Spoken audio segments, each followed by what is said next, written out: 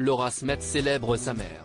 Ce dimanche 4 juin 2023, à l'occasion de la fête des mères, la fille de Johnny Hallyday a adressé un tendre message à sa mère, Natalie Baye, en partageant un cliché vintage aux côtés de sa maman. Laura Smet célèbre sa mère. Ce dimanche 4 juin 2023, à l'occasion de la fête de mère, la fille de Johnny Hallyday a partagé un doux souvenir aux côtés de Natalie Baye dans sa story Instagram. Sur la photo partagée par la femme de Raphaël Lancret, la comédienne qui n'avait que quelques années, pose dans les bras de sa mère. Les internautes remarqueront à quel point la fillette est le portrait craché de sa mère et du défunt rocker. Bonne fête maman, a écrit la comédienne de 39 ans, en guise de légende, le tout, agrémenté d'un joli cœur rouge.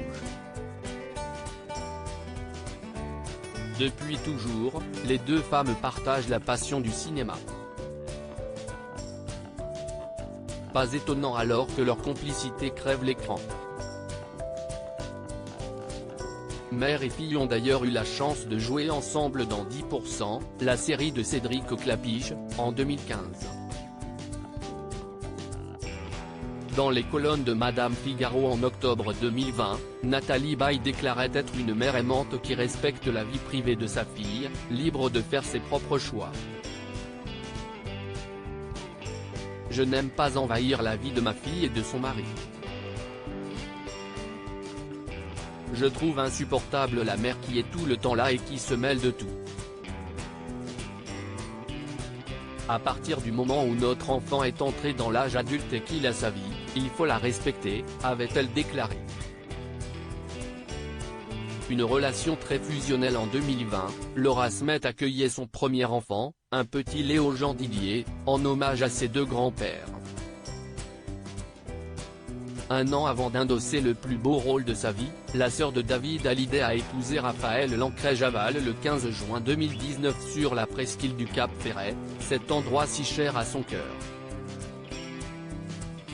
Évidemment, Natalie Baye était aux premières loges pour célébrer l'union de sa fille avec son mari.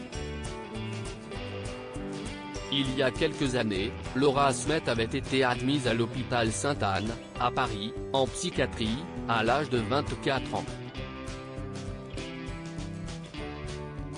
Désormais guérie, la tante d'Ilona Emma Smet peut savourer sa liberté retrouvée et profiter de la vie, avec son fils, son mari avec qui elle s'est installée en Gironde et sa mère, qui n'est jamais très loin d'elle.